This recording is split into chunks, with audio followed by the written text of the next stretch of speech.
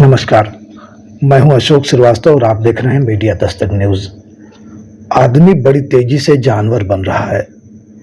किसी को मारना या मार डालना या रिश्तों की मर्यादा को तार तार करने की घटनाएं अब किसी को चकित नहीं करती, क्योंकि ये घटनाएं बहुत आम हो गई हैं। देश भर में हिंसा को बढ़ावा दिया जा रहा है। हिंसक बयान देने वालों की कमी नहीं है। उसी तरह अश्लीलता भी चरम पर पहुंच चुकी है। देश और प्रदेश की सरकारों को संभल, काशी मथुरा, हिंदू मुसलमान और औरंगजेब से फुर्सत नहीं है। इसलिए ऐसे मसलों पर चिंतन लगभग शून्य है। आज हम आपको यूपी और राजस्थान की 3 घटनाओं का जिक्र करेंगे, जिसे सुनकर आपके रोंगटे खड़े हो जाएंगे। पहली घटना मेरठ के ब्रह्मपुरी थाना क्षेत्र के अंतर्गत इंदिरा नगर मास्टर कॉलोनी की है। यहाँ मुस्कान नाम की एक महिला ने अपने आशिक के साथ मिलकर अपने पति सौरभ की निर्मम हत्या कर दी। सौरभ लंदन से लौटा था। पत्नी मुस्कान रस्तोगी ने प्रेमी साहिल शुक्ला के साथ मिलकर वारदात को अंजाम दिया। पुलिस ने घटना का खुलासा कर दिया है।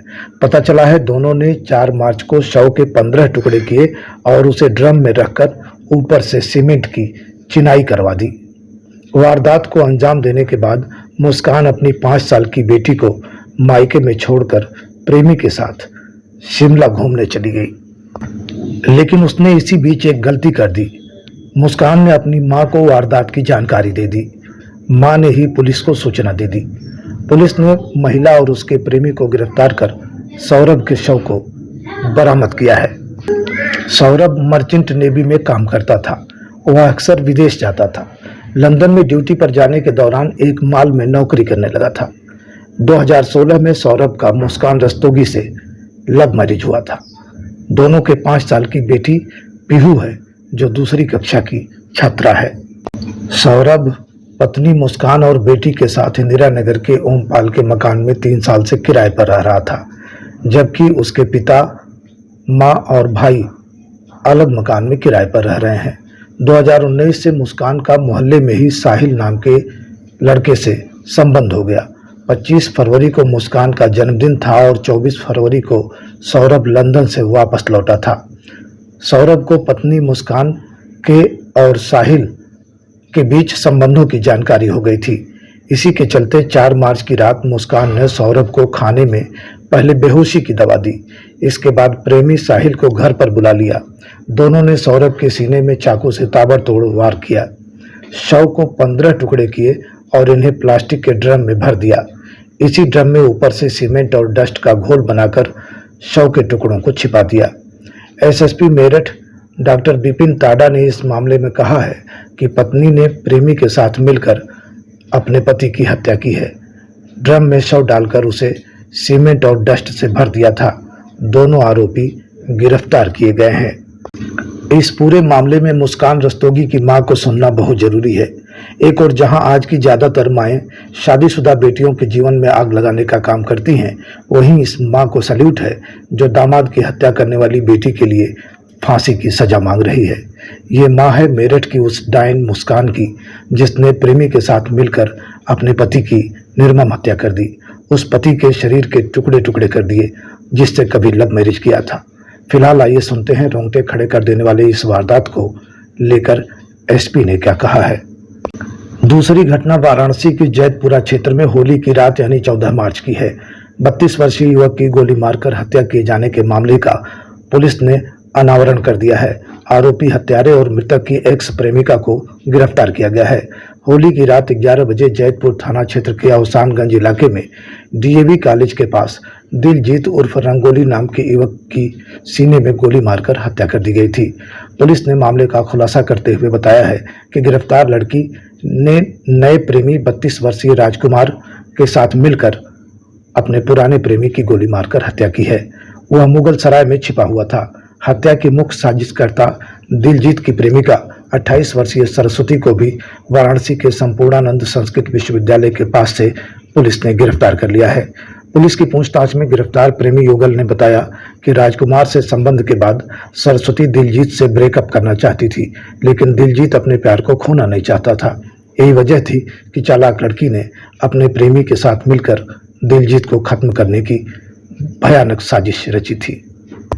तीसरी घटना राजस्थान के जयपुर के मुहाना इलाके की है, जहां गोपाली देवी नाम की एक महिला ने अपने आशिक के साथ मिलकर पति की निर्मम हत्या कर दी और आशिक के साथ बाइक पर उसकी लाश लेकर ठिकाने लगाने के लिए शहर में घूमती रही। पुलिस ने हत्या कर लाश को जलाने की कोशिश करने के मामले का खुलासा करते हुए मृतक की पत्नी गोपाली देवी और उसके प्रेमी दीनदयाल को गिरफ्तार कर लिया है। आपने देखा, ये तीनों कहानियां लड़की के चरित्र के इर्द गिर्द घूम रही हैं। यहाँ रिश्तों का कत्ल हो रहा है, जिसकी बुनियाद आपसी विश्वास पर टिका होता है। यदि इसी तरह की सोच और प्रवृत्ति का विकास होता रहा तो वह दिन दूर नहीं जब बड़ी संख्या में परिवार टूटकर बिखरने लगेंगे और समाज का पूरा ताना बाना ध्वस्त हो जाएगा। फिलहाल आप मीडिया दस्तक से जुड़े रहिए और इस प्रकार के तमाम वीडियो न्यूज़ पाने के लिए हमारा चैनल सब्सक्राइब कर लें और बेल आइकन भी दबाएं, जिससे वीडियो की नोटिफिकेशन आप तक आसानी से पहुंचती रहे। नमस्कार। क्या नाम है आपका? कविता रस्तोगी। कविता जी, क्या हुआ घटना? बेटी ने क्या बताया? जब ये 17 की रात को आए थे तो कॉल वॉल कुछ नहीं करी थी। अगले दिन 18 तारीख को मुझे 12 बजे फोन करा और फोन करने के बाद कहा मम्मी मेरी पीहू से बात करवा दो। हमने उसकी पीहू से बात करवाई तो ये रोने लगी। मैंने कहा क्या हुआ बेटा, तुम्हारी 15 दिन रहे हो, लड़ाई हो गई आपस में? तो कह रही मम्मी मैं घर आके बताऊंगी। मैंने कहा ठीक है आजा। लड़ते रहते थे दोनों, बच्चा बुद्धि थे, कोई वो नहीं। लाइफ इनकी 2016 से लड़ाई नहीं चल रही थी। कोई हमें वो दिया होती है बच्चों में बहस, लेकिन हमने कभी ऐसा वो नहीं दिया कि बहुत हम इंटरफेयर कर रहे हैं इनकी लाइफ में। लेकिन उस दिन 12 बजे से भी ज्यादा रो रही थी तो हमने कहा घर पे आ जा, तू बता क्या बात हुई है। ये आई अकेले। मैंने कहा सौरभ गाय, सौरभ आए नहीं बिल्कुल पीहू से मिलने। तो कह रही घबराई पहले तो। मैंने कहा बता क्या हुआ? मम्मी सौरभ नहीं रहा। रोते रोते बोली। मैंने कहा कैसे नहीं रहा, क्या हो गया, क्या बता। तो कहने लगी कि मम्मी उनका मर्डर हो गया। मैंने कहा मर्डर हो गया, किसने करा? तो उसने यही बताया कि उसके घर वालों ने मार दिया क्योंकि वो मुझे छोड़ नहीं रहे। उसके घर वाले तलाक चाह रहे थे, वो मुझे छोड़ नहीं रहे थे, इसलिए उसके घर वालों ने मार दिया। मैंने कहा बेटा तूने बताया क्यों नहीं? तू 15 दिन उनके साथ रही, वहां पब्लिक होती है, तूने वहां पे ऐसा पब्लिक में शोर क्यों मचाया कि मेरे साथ ऐसा हो रहा है? तो कुछ भी कर सकती थी, तू अनपढ़ नहीं है कि कुछ ना कर सके। तू इतनी सीधी नहीं है शुभी, कुछ ना कुछ बात और है। मैंने उसकी बात पे बिलीव नहीं करा। मैंने तो करा ही नहीं उसकी बात पे बिलीव। पापा के इमोशंस का वो फायदा उठाती थी। पापा से बहुत प्यार करती थी, अपने इमोशंस का फायदा उठाया उनने। पापा से कोली भर भर के उन्हें अपनी बातों में उलझा रही थी कि उन्होंने करा उन्होंने करा। लेकिन ये भी उन्होंने भी हला फुसला के उसके फेवर में रहे और फिर उससे कहा कि बेटा सच बता दे, तू फंस तो गई है, चाहे तूने करा है नहीं करा, तू जाएगी तो जेली। तो उसकी वही इस जब हम उसे लेके जाने लगे थाने तो फिर उसके दिमाग में हमने फिर कहा, मैंने कहा बुलबुशु भी अभी बता दे कुछ बात है। तब इन्होंने कहा कि मैं तेरा साथ दूंगा हमेशा, जो भी तूने करा है गलत बता। तब उसे लगा कि पापा मेरे फेवर में हैं। तब उन्हें सच्चाई बोली कि पापा मैंने और मेरे साथ एक लड़का था साहिल, उसने करे। क्या कहना है? क्या कह सकते हैं हम? यही कहेंगे कि उस लड़के के जस्टिस मिलना चाहिए। हमारा भी बेटा है, दूसरे के घर का बच्चा गया है। मैं ये दिखावे के लिए नहीं बोल रही, ये मेरे भगवान को पता है, मेरे बच्चों को पता है कि मैं ये केवल इसलिए कह रही हूँ कि सौरभ जानते हैं कि हमने उनकी रेस्पेक्ट करी और वो हमारी करते थे। क्या न्याय मिलना चाहिए? क्या से पार्टी मिलनी चाहिए पार्टी।